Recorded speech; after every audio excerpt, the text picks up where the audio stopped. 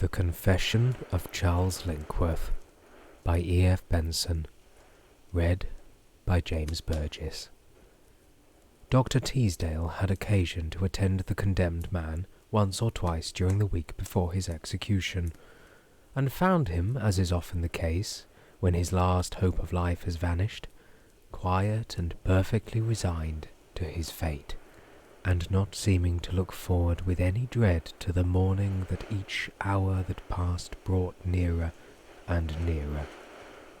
The bitterness of death appeared to be over for him. It was done with when he was told that his appeal was refused. The bitterness of death appeared to be over for him. It was done with when he was told that his appeal was refused. But for those days, while hope was not yet quite abandoned, the wretched man had drunk of death daily. In all his experience, the doctor had never seen a man so wildly and passionately tenacious of life, nor one so strongly knit to this material world by the sheer animal lust of living. Then the news that hope could no longer be entertained was told him, and his spirit passed out of the grip of that agony of torture and suspense, and accepted the inevitable with indifference. Yet the change was so extraordinary that it seemed to the doctor rather that the news had completely stunned his powers of feeling, and he was below the numbed surface, still knit into material things as strongly as ever. He had fainted when the result was told him, and Dr. Teasdale had been called in to attend him, but the fit was but transient, and he came out of it into full consciousness of what had happened.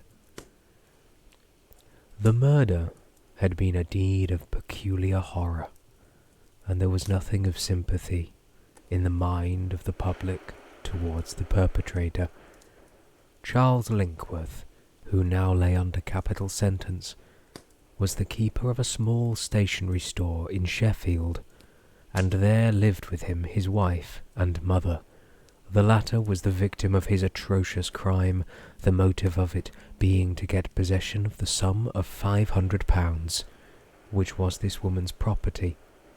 Linkworth, as came out at the trial, was in debt to the extent of £100 at the time, and during his wife's absence from home on a visit to relations, he strangled his mother, and during the night buried the body in the small back garden of his house. On his wife's return, he had a sufficiently plausible tale to account for the elder Mrs. Linkworth's disappearance, for there had been constant jarrings and bickerings between him and his mother for the last year or two, and she had more than once threatened to withdraw herself and 8 shillings a week which she contributed to household expenses, and purchase an annuity with her money. It was true also that during the younger Mrs. Linkworth's absence from home, mother and son had a violent quarrel arising originally from some trivial point in household management, and that in consequence of this she had actually drawn her money out of the bank, intending to leave Sheffield next day and settle in London, where she had friends. That evening she told him this, and during the night he killed her. His next step, before his wife's return, was logical and sound. He packed up all his mother's possessions and took them to the station, from which he saw them dispatched to town by a passenger train, and in the evening he asked several friends in to supper, and told them of his mother's departure. He did not logically also, and in accordance with what they probably already knew, feign regret, but said that he and she had never got on well together, and that the cause of peace and quietness was furthered by her going. He told the same story to his wife on her return, identical in every detail, adding, however, that the quarrel had been a violent one, and that his mother had not even left him her address. This again was wisely thought of. It would prevent his wife from writing to her. She appeared to accept this story completely, Indeed, there was nothing strange or suspicious about it. For a while he behaved with the composure and astuteness which most criminals possess up to a certain point, the lack of which after that is generally the cause of their detection. He did not, for instance, immediately pay off his debts, but took into his house a young man as lodger, who occupied his mother's room, and he dismissed the assistant in his shop, and did the entire serving himself. This gave the impression of economy, and at the same time he openly spoke of the great improvement in his trade, and not till a month had passed did he cash any of the banknotes which he had found in a locked drawer in his mother's room.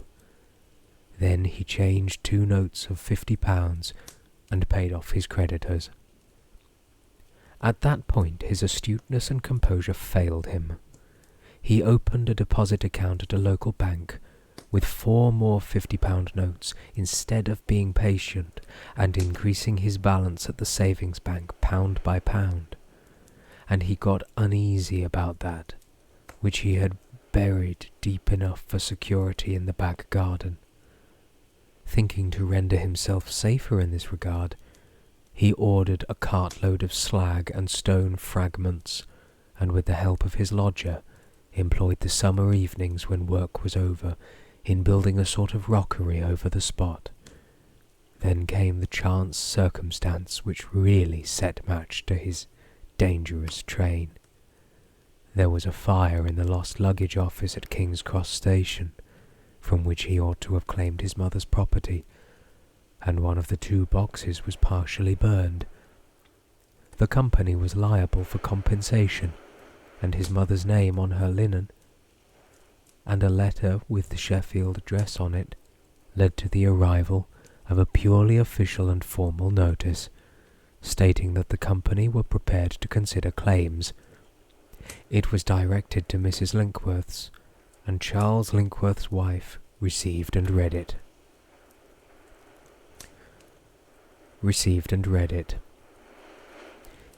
It seemed a sufficiently harmless document, but it was endorsed with his death warrant, for he could give no explanation at all of the fact of the boxes still lying at King's Cross Station, beyond suggesting that some accident had happened to his mother.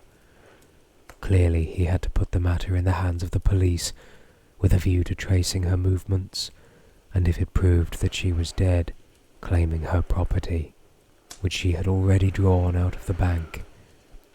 Such at least was the course urged on him by his wife and lodger, in whose presence the communication from the railway officials was read out, and it was impossible to refuse to take it. Then the silent, uncreaking machinery of justice, characteristic of England, began to move forward. Quiet men lounged about Smith Street, visited banks, observed the supposed increase in trade, and from a house near by looked into the garden, where ferns were already flourishing on the rockery. Then came the arrest and the trial, which did not last very long, and on a certain Saturday night, the verdict. Smart women in large hats had made the court bright with colour, and in all the crowd there was not one who felt any sympathy with the young, athletic-looking man who was condemned.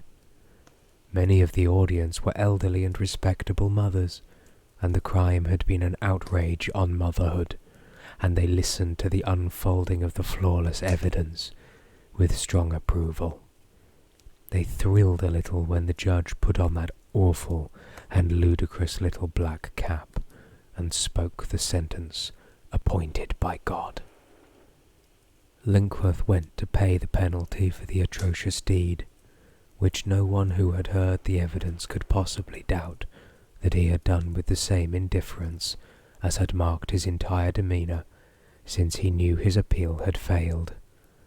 The prison chaplain who had attended him had done his utmost to get him to confess, but his efforts had been quite ineffectual, and to the last he asserted, though without protestation, his innocence. On a bright September morning, when the sun shone warm on the terrible little procession that crossed the prison yard to the shed where was erected the apparatus of death, justice was done, and Dr. Teasdale was satisfied that life was immediately extinct. He had been present on the scaffold, had watched the bolt drawn, and the hooded and pinioned figure drop into the pit. He had heard the chunk and creak of the rope as the sudden weight came onto it, and looking down, he had seen the queer twitchings of the hanged body. They had lasted but a second, or the execution had been perfectly satisfactory. An hour later he made the post-mortem examination and found that his view had been correct. The vertebrae of the spine had been broken at the neck, and death must have been absolutely instantaneous. It was hardly necessary even to make that little piece of dissection that proved this, but for the sake of form he did so. And at that moment he had a very curious and vivid mental impression that the spirit of the dead man was close beside him, as if it still dwelt in the broken habitation of its body. But there was no question at all that the body was dead. It had been dead an hour. Then followed another little circumstance that at first seemed insignificant, though curious also. One of the warders entered and asked if the rope which had been used an hour ago, and was the hangman's perquisite, had by mistake been brought into the mortuary with the body. But there was no trace of it, and it seemed to have vanished altogether. Though it is a singular thing to be lost, it was not here. It was not on the scaffold, and though the disappearance was of no particular moment, it was quite inexplicable.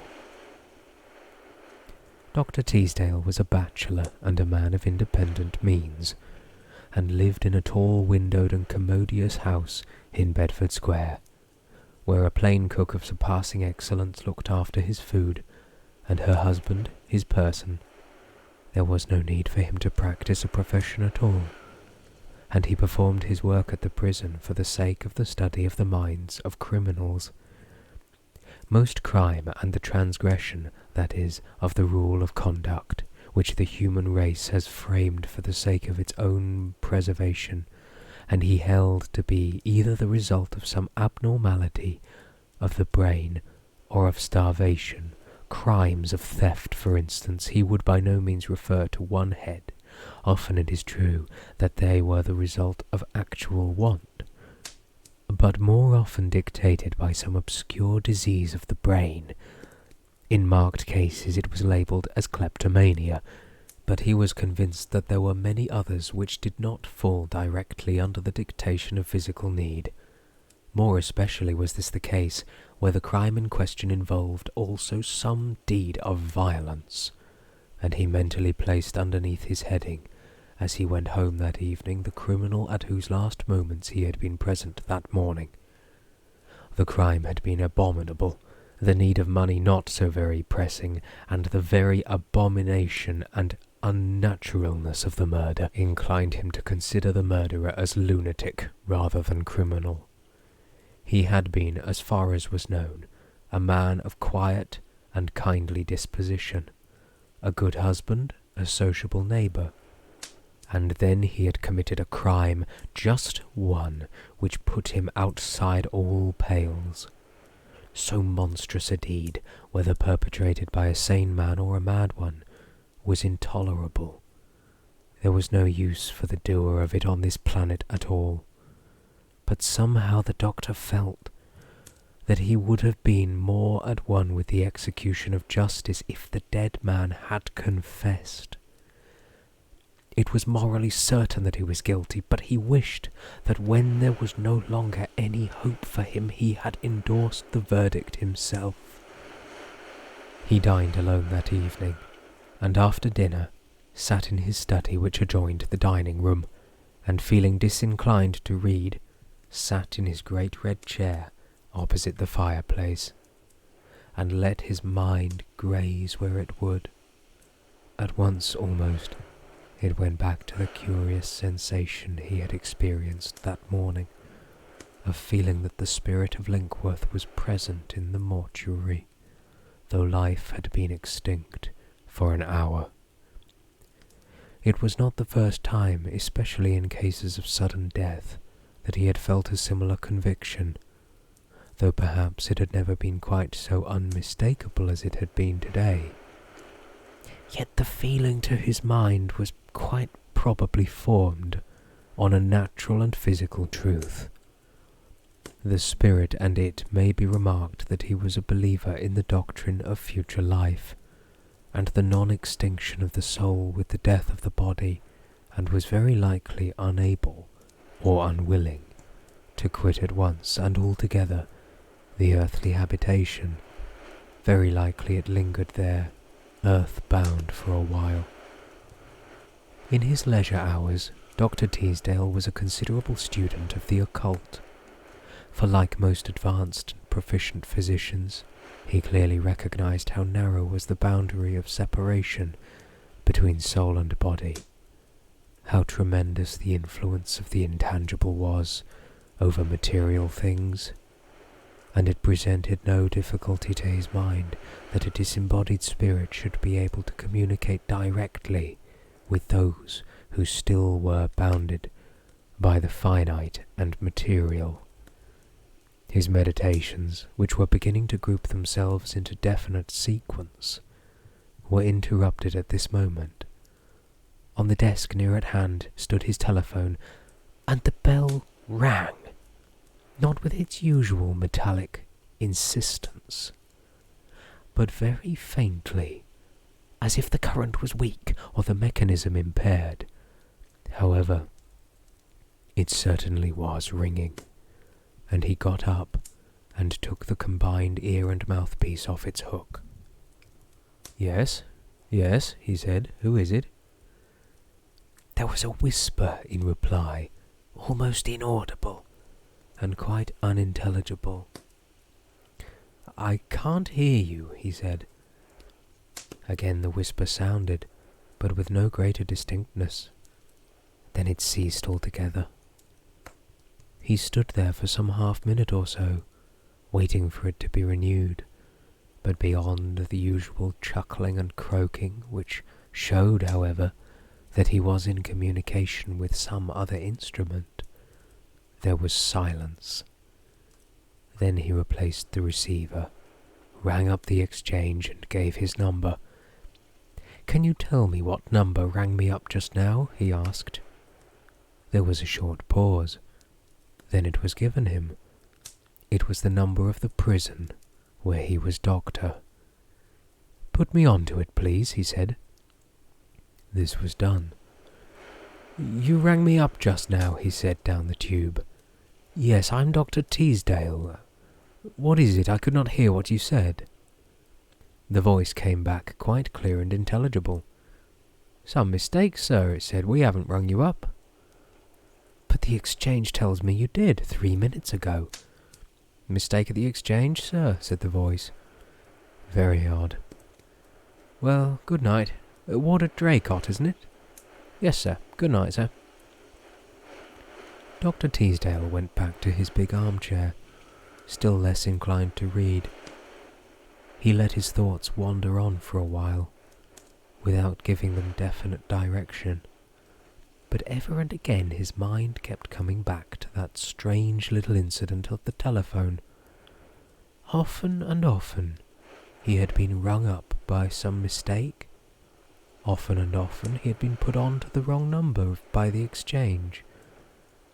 But there was something in this very subdued ringing of the telephone bell, and the unintelligible whisperings at the other end, that suggested a very curious train of reflection to his mind, and soon he found himself pacing up and down his room, with his thoughts eagerly feeding on a most unusual pasture.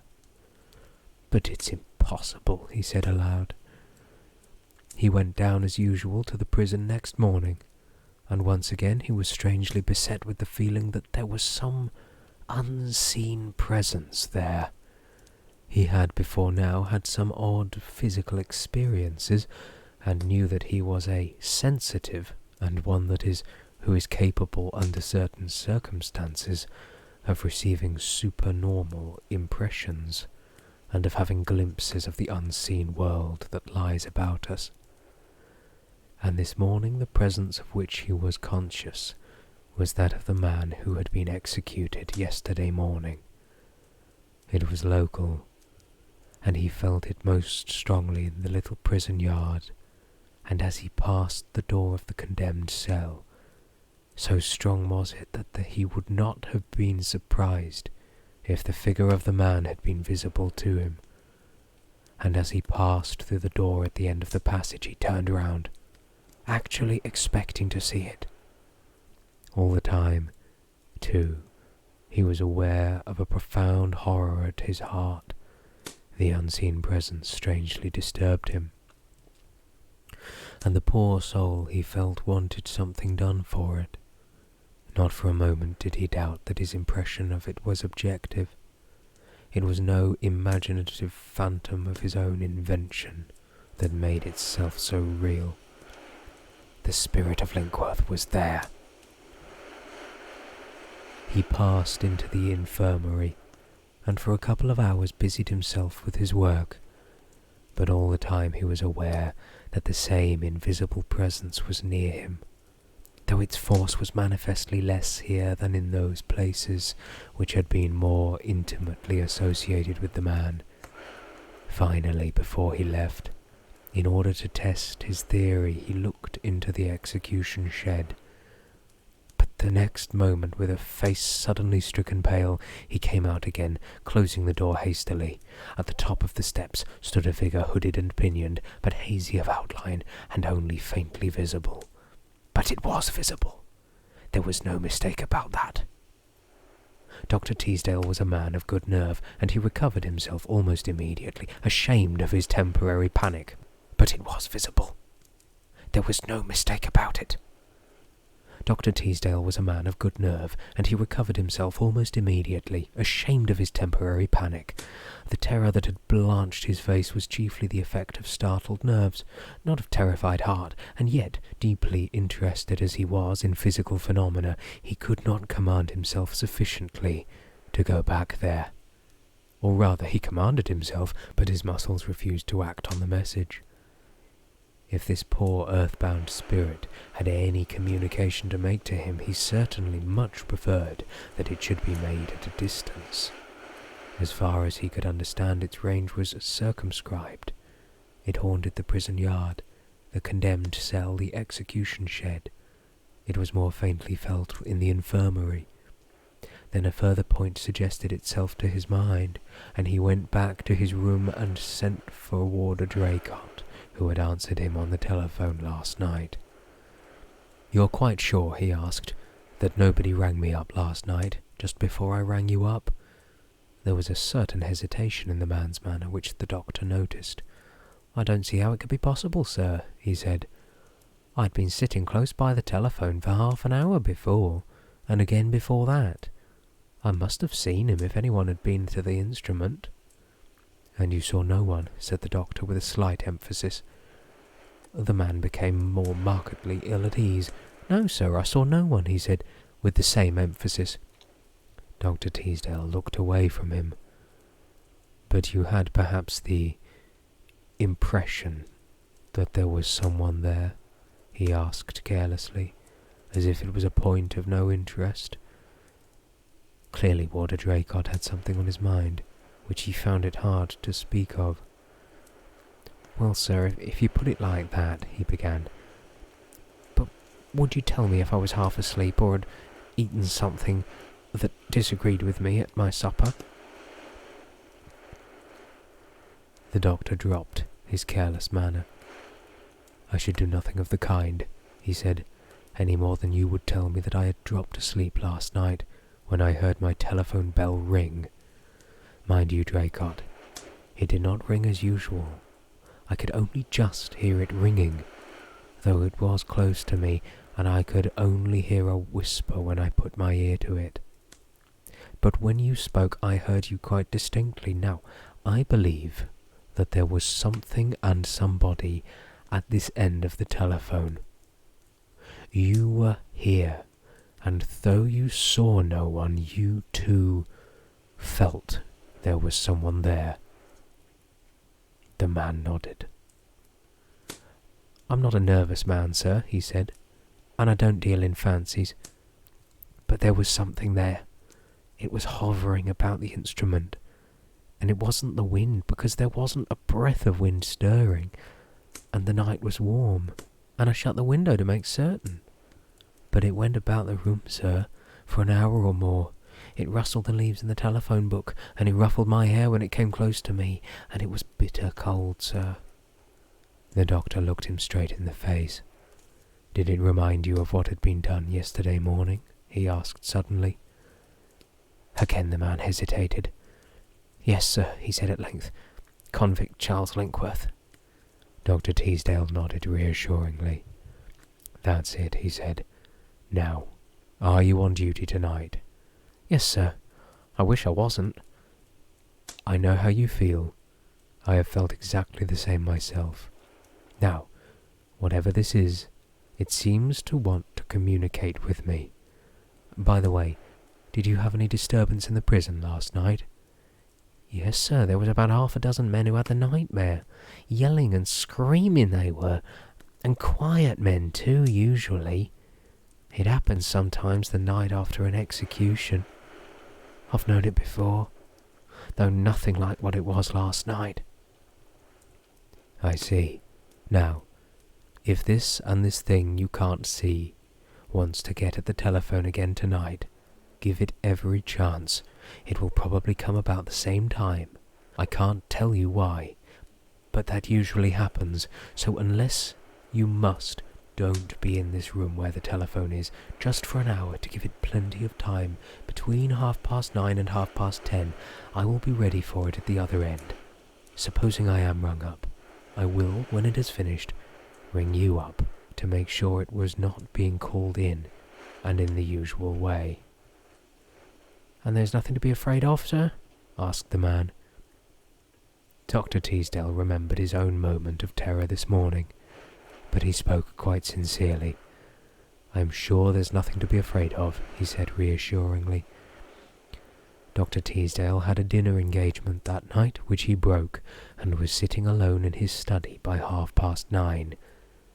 In the present state of human ignorance as to the law which governs the movements of spirits severed from the body, he could not tell the warder why it was that their visits are so often periodic, timed to punctuality, according to our scheme of hours, but in scenes of tabulated instances of the appearance of revenants, especially if the soul was in sore need of help, as might be the case here, he found that they came at the same hour of day and night.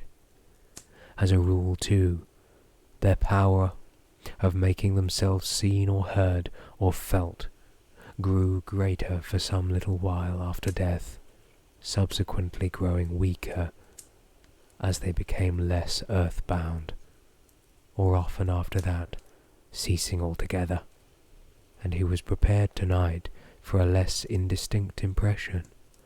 The spirit apparently for the early hours of its disembodiment is weak, like a moth newly broken out from its chrysalis. And then suddenly the telephone bell rang. Not so faintly as the night before, but still not with its ordinary imperative tone. Dr. Teasdale instantly got up, put the receiver to his ear, and what he heard was heartbroken sobbing, strong spasms that seemed to tear the weeper. He waited for a little while before speaking, himself cold with some nameless fear, and yet profoundly moved to help if he was able. Yes, he said at length, hearing his own voice tremble. I am Dr. Teasdale. What can I do for you? And who are you?" he added, though he felt that this was a needless question. Slowly the sobbing died down. The whispers took its place, still broken by the crying. "I want to tell, sir, and I want to tell, and I must tell." "Yes, tell me, what is it?" said the doctor. "No, not you. Another gentleman who used to come to see me. Will you speak to him what I say to you?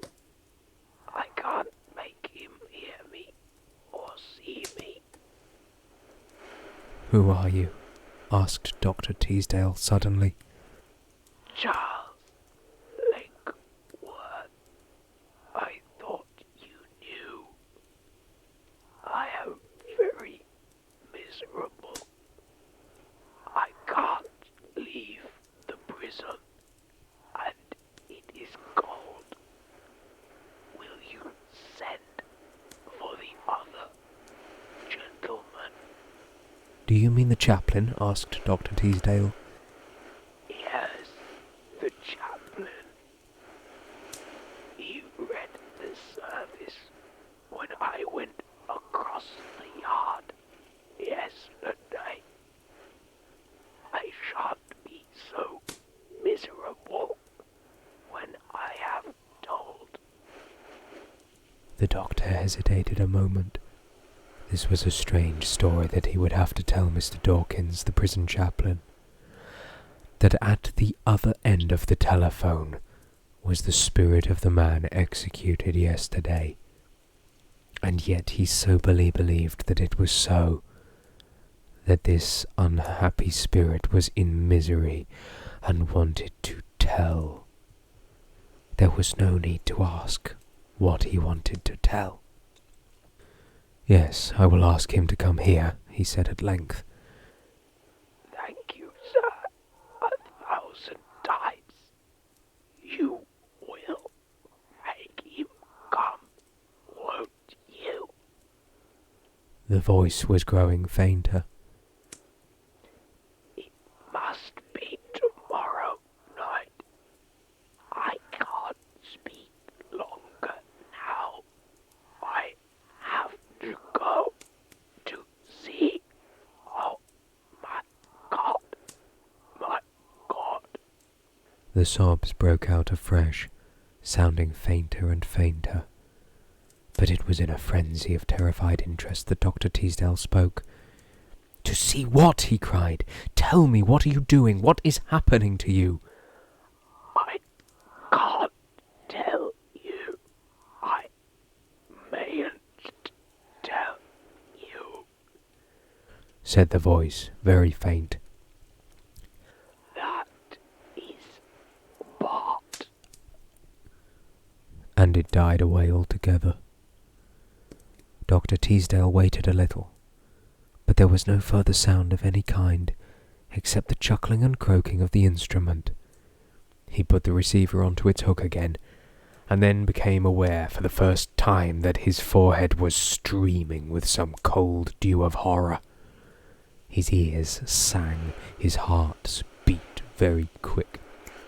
His heart beat very quick and faint, and he sat down to recover himself.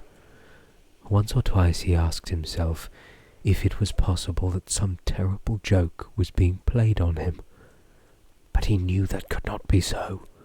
He felt perfectly sure that he had been speaking with a soul in torment, of contrition for the terrible and irredeemable act it had committed.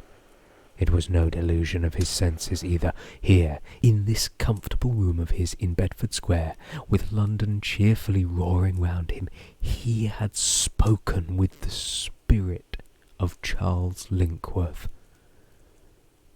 But he had no time, nor indeed inclination, for somehow his soul sat shuddering within him, to indulge in meditation. First of all he rang up the prison. "Warder Draycott?" he asked. There was a perceptible tremor in the man's voice as he answered. "Yes, sir. Is it Dr. Teasdale?" "Yes. Has anything happened here with you?" Twice it seemed that the man tried to speak and could not. At the third attempt the words came. "Yes, sir, he has been here. I saw him go into the room where the telephone is." "Ah, did you speak to him?" "No, sir. I sweated and prayed. And there's half a dozen men as have been screaming in their sleep tonight, but it's quiet again now. I think he's gone to the execution shed." "Yes, well, I think there will be no more disturbance now. By the way, please give me Mr. Dawkins' home address." This was given him, and Dr. Teasdale proceeded to write to the chaplain, asking him to dine with him on the following night. But suddenly he found that he could not write at his accustomed desk, with the telephone standing close to him, and he went upstairs into the drawing-room, which he seldom used except when entertaining his friends. There he recaptured the serenity of his nerves and could control his hand. The note simply asked Mr. Dawkins to dine with him next night, when he wished to tell him a very strange history and ask his help. "Even if you have any other engagement," he concluded, "I seriously request you to give it up. Tonight I did the same. I should bitterly have regretted it if I had not." Next night, accordingly, the two sat at their dinner in the doctor's dining-room, and when they were left to their cigarettes and coffee, the doctor spoke. "You must not think me mad, my dear Dawkins," he said, "when you hear what I have got to tell you." Mr. Dawkins laughed. "I'll certainly promise not to do that," he said. "Good. Last night, and the night before, a little later in the evening than this, I spoke through the telephone with the spirit of the man we saw executed 2 days ago, Charles Linkworth." The chaplain did not laugh. He pushed back his chair, looking annoyed. "Teasdale," he said, "is it to tell me this, and I don't want to be rude, but this bogey tale that you have brought me here this evening?" "Yes. You have not heard half of it. He asked me last night to get hold of you. He wants to tell you something. We can guess, I think, what it is." Dawkins got up. "Please let me hear no more of it," he said. "The dead do not return. In what state or under what condition they exist has not been revealed to us. But they have done with all material things." "But I must tell you more," said the doctor. "2 nights ago I was rung up, but very faintly, and could only hear whispers. I instantly inquired where the call came from, and was told it came from the prison. I rang up the prison, and Warder Draycott told me that nobody had rung me up." He too was conscious of a presence. "I think that man drinks," said Dawkins sharply. The doctor paused a moment. "My dear fellow, you should not say that sort of thing," he said. "He is one of the steadiest men we have got, and if he drinks, why not I also?" The chaplain sat down again. "You must forgive me," he said, "but I can't go into this. These are dangerous matters to meddle with. Besides, how do you know it's not a hoax?" "Played by whom?" asked the doctor. "Hark! The telephone bell suddenly rang." It was clearly audible to the doctor. "Don't you hear it?" he said. "Hear what?" "The telephone bell ringing." "I hear no bell," said the chaplain rather angrily. "There is no bell ringing." The doctor did not answer, but went through into his study and turned on the lights. Then he took the receiver and mouthpiece off its hook. "Yes," he said, in a voice that trembled. "Who is it?" "Yes, Mr. Dawkins is here. I will try and get him to speak to you." He went back into the other room. "Dawkins," he said, "there is a soul in agony. I pray you to listen. For God's sake, come and listen." The chaplain hesitated a moment. "As you will," he said. He took up the receiver and put it to his ear. "I'm Mr. Dawkins," he said. He waited. "I can hear nothing whatever," he said at length. "Ah, There was something there. The faintest whisper. "Oh, try to hear," said the doctor. Again the chaplain listened. Suddenly, he laid the instrument down, frowning. Something and somebody said, "I killed her. I confess it. I want to be forgiven." It's a hoax, my dear Teasdale. Somebody knowing your spiritualistic leanings is playing a very grim joke on you. I can't believe it. Dr. Teasdale took up the receiver. "I am Dr. Teasdale," he said. "Can you give Mr. Dawkins some sign that it is you?" Then he laid it down again. "He says he thinks he can," he said. "We must wait." The evening was again very warm, and the window into the paved yard at the back of the house was open. For 5 minutes or so the two men stood in silence, waiting, and nothing happened. Then the chaplain spoke. "I think that is sufficiently conclusive," he said. Even as he spoke, a very cold draught of air suddenly blew into the room, making the papers on the desk rustle. Dr. Teasdale went to the windows and closed it.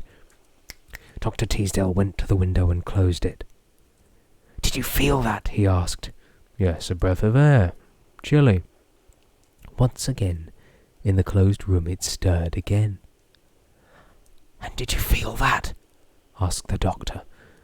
The chaplain nodded. He felt his heart hammering in his throat suddenly. "Defend us all from peril and danger of this coming night," he exclaimed. "Something is coming," said the doctor. As he spoke, it came. In the centre of the room, not 3 yards away from them, stood the figure of a man, with its head bent over to its shoulder, so that the face was not visible. Then he took his head in both his hands and raised it like a weight, and looked them in the face. The eyes and tongue protruded, a livid mark was round the neck. Then there came a sharp rattle on the boards of the floor, and the figure was no longer there. But on the floor there lay a new rope. For a long while neither spoke. The sweat poured off the doctor's face, and the chaplain's white lips whispered prayers. Then by a huge effort the doctor pulled himself together. He pointed at the rope. "It has been missing since the execution," he said. Then again the telephone bell rang. This time the chaplain needed no prompting. He went to it at once, and the ringing ceased. For a while he listened in silence. "Charles Linkworth," he said at length, "in the sight of God, in whose presence you stand, are you truly sorry for your sin?" Some answer, inaudible to the doctor, came, and the chaplain closed his eyes, and Dr. Teasdale knelt as he heard the words of the absolution. At the close, there was silence again. "I can hear nothing more," said the chaplain, replacing the receiver. Presently the doctor's manservant came in with the tray of spirits and siphon. Dr. Teasdale pointed without looking to where the apparition had been. "Take the rope that is there and burn it, Parker," he said. There was a moment's silence. "There is no rope, sir," said Parker.